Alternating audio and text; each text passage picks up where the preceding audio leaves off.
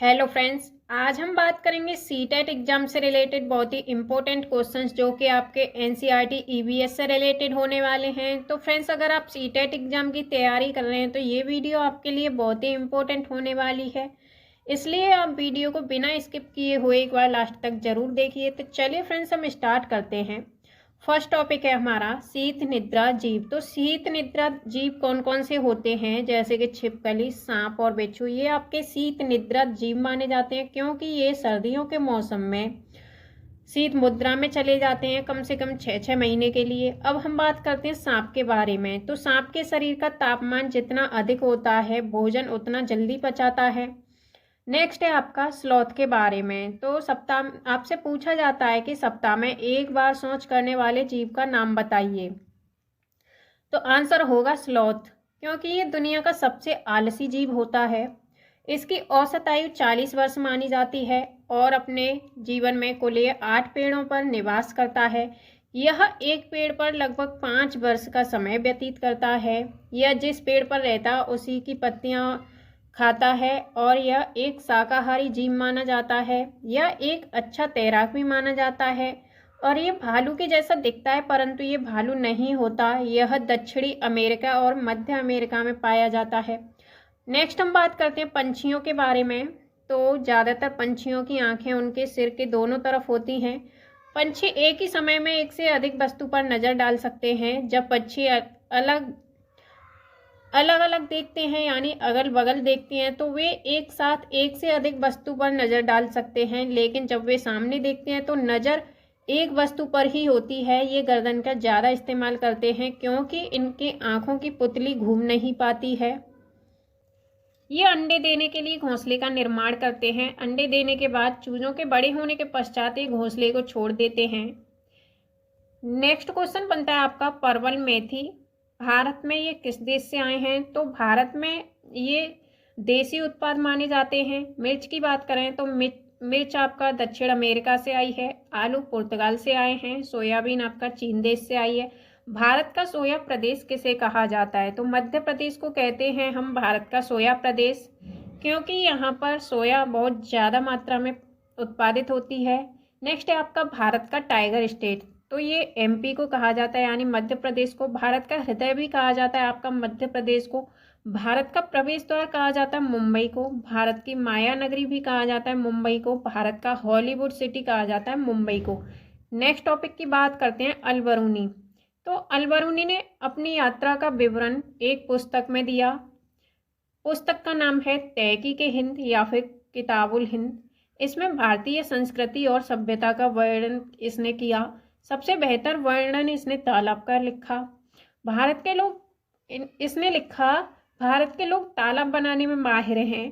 तालाब के चारों तरफ चबूतरे बनते थे बैठने और विश्राम और समय व्यतीत करने के लिए, और तालाब में चढ़ने व उतरने के लिए अलग अलग सीढ़ियों का इस्तेमाल किया गया था। अल-बरूनी उज्बेकिस्तान से भारत आया हुआ था।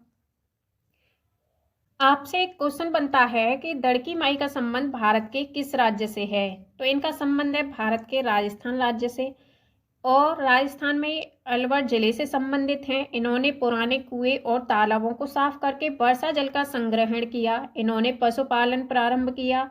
यह इनकी आजीविका का बड़ा साधन बना।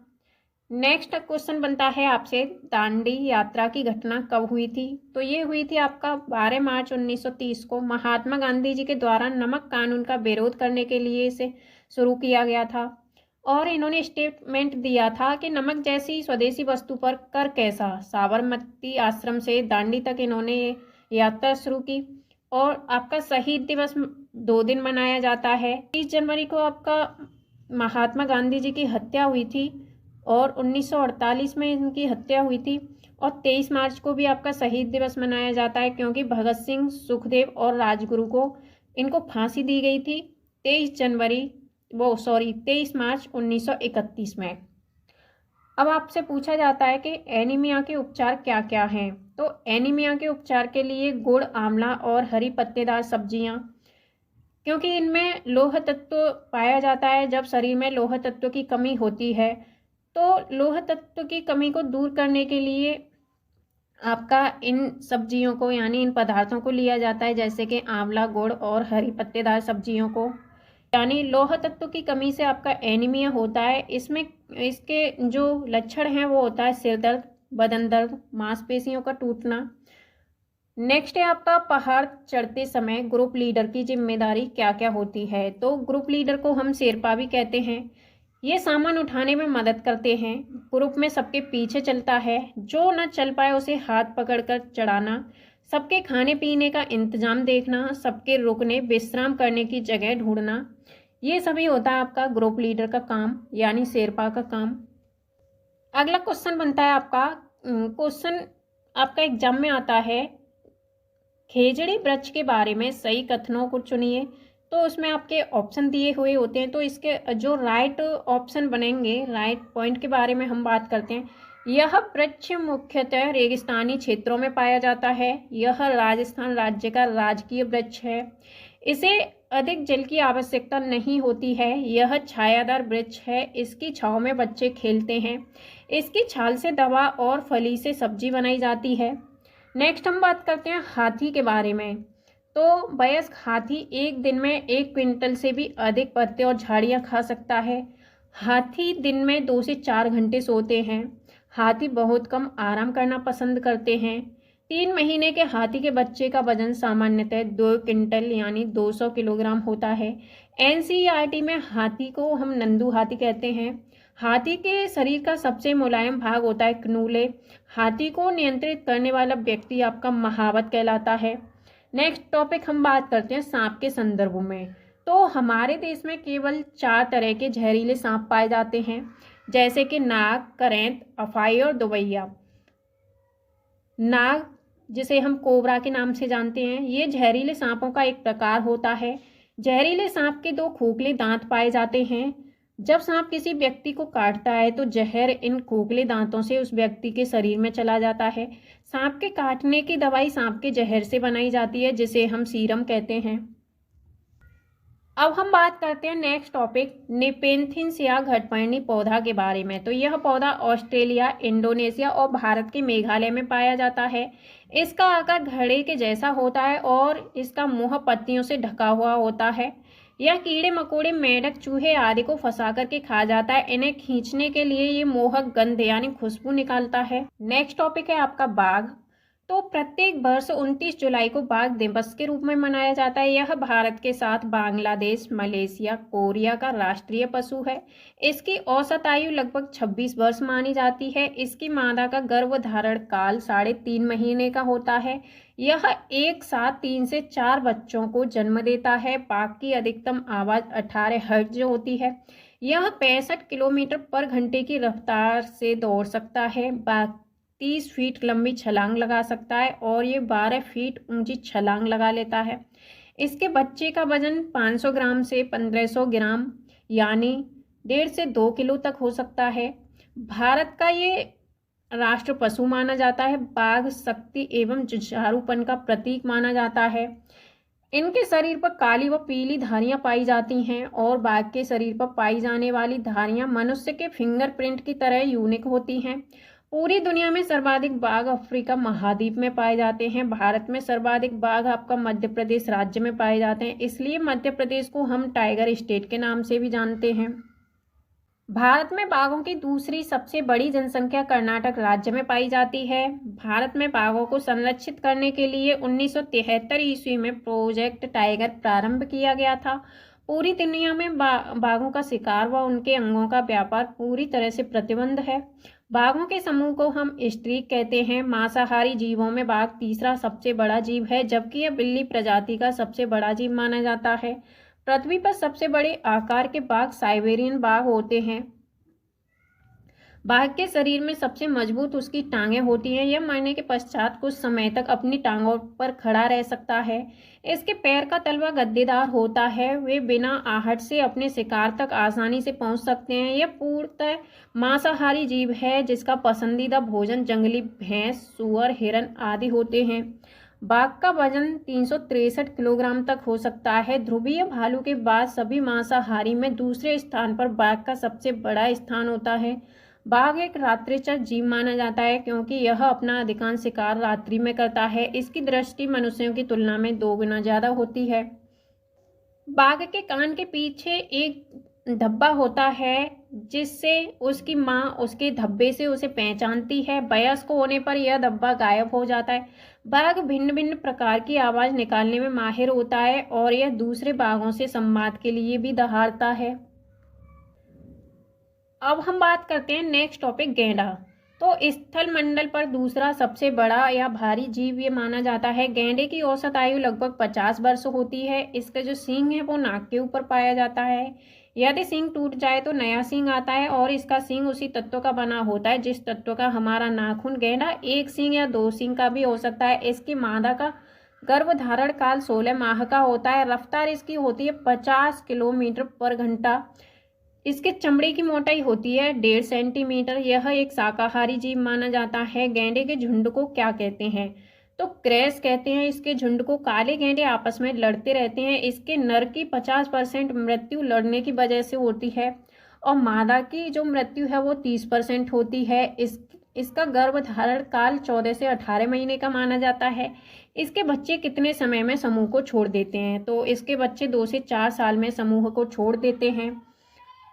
अब हम बात करते हैं नेक्स्ट टॉपिक, जिराफ के बारे में। तो पृथ्वी का सबसे ऊंचा जानवर ये माना जाता है। ऊंचाई लगभग 5 मीटर मानी जाती है। आयु लगभग 25 साल मानी जाती है। एक दिन में सामान्य जिराफ 35 किलो पत्तियां खा सकता है। आनुवांशिकता का अध्ययन करने के लिए या आनुवांशिकता का पता लगाने के लिए जिराफ पर किसने प्रयोग किया? तो लैमार्क ने प्रयोग किया था।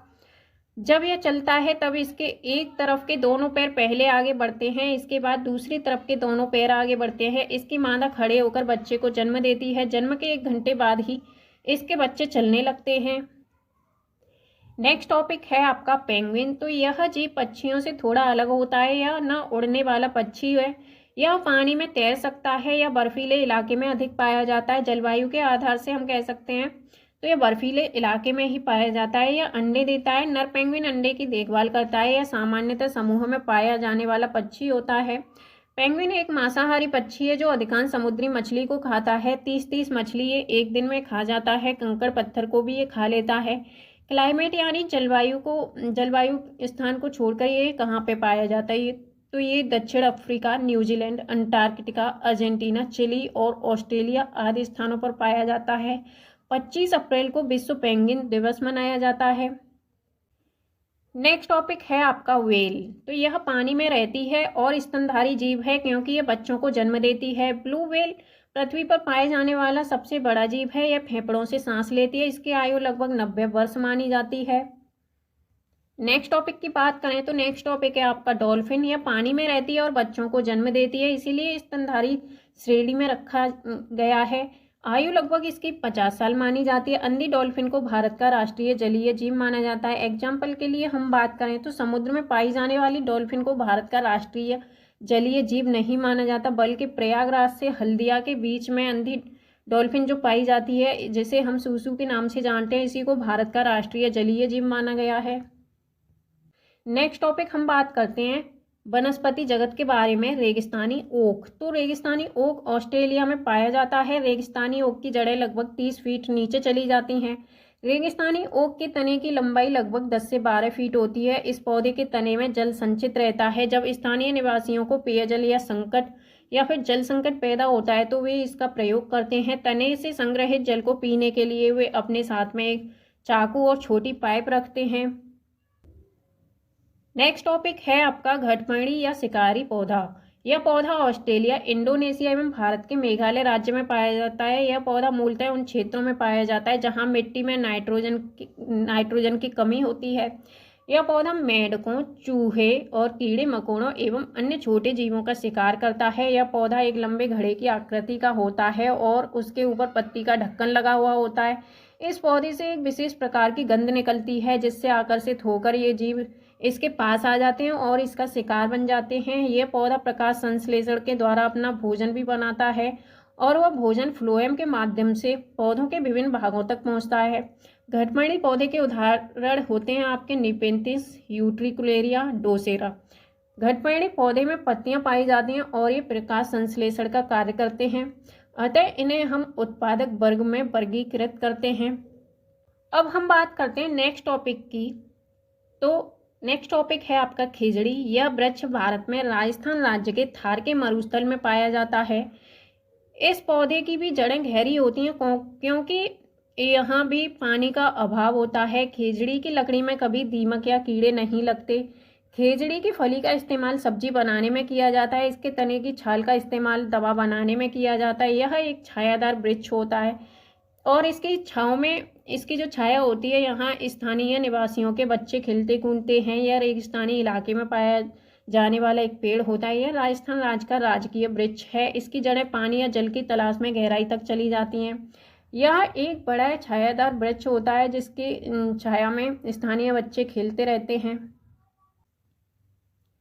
नेक्स्ट टॉपिक है आपका लाइकेन। तो यह एक सहजीवी पौधा होता है। लाइकेन कवक एवं शैवाल के मध्य सहजीवता का परिणाम होता है। कवक में क्लोरोफिल नहीं पाया जाता, इसीलिए यह भोजन नहीं बना पाता है और सड़ी गली लकड़ियों पर ये उगता है। शैवाल में क्लोरोफिल पाया जाता है और वह प्रकाश संश्लेषण के द्वारा भोजन भी बना लेता है, लेकिन उसके पास आधार या उगने का संकट होता है। कवक शैवाल को आधार प्रदान करता है और शैवाल कवक का भोजन होते हैं। लाइकेन। तो लाइकेन वायु प्रदूषण का प्राकृतिक सूचक होता है। जब वातावरण में SO2 या सल्फर डाइऑक्साइड गैस की मात्रा बढ़ जाती है तो क्षेत्र में पाए जाने वाले लाइकेन सूख जाते हैं। इससे पता चल जाता है कि वायु प्रदूषण बढ़ गया है। SO2 गैस होती है आपकी सल्फर डाइऑक्साइड, इससे होता है आपका स्टोन कैंसर और इसे हम स्टोन कैंसर गैस के नाम से भी जानते हैं। अब हम बात करते हैं नेक्स्ट टॉपिक पीपल के बारे में। तो पीपल एक विशाल छायादार वृक्ष होता है। पीपल 24 घंटे ऑक्सीजन देता है। पीपल को बोधि वृक्ष भी कहा जाता है क्योंकि महात्मा बुद्ध को ज्ञान की प्राप्ति पीपल के वृक्ष के नीचे हुई थी। पीपल के वृक्ष की जड़ का विस्तार काफी दूर तक होता है। नेक्स्ट टॉपिक है आपका बरगद। तो बरगद एक विशाल छायादार वृक्ष होता है। इसकी छांव में विभिन्न प्रकार के जीव जंतु पक्षी रहते हैं एवं घोंसला बनाते हैं। बरगद के तनों से स्तंभ या मूल जड़ निकलती है जो तनों को सहारा देने का कार्य करती है। इसकी जड़ें काफी दूर तक फैली हुई होती हैं एवं गहरी भी होती हैं। पीपल, बरगद, नीम को पर्यावरण का मित्र वृक्ष भी कहा जाता है। नेक्स्ट टॉपिक है आपका यूकेलिप्टस।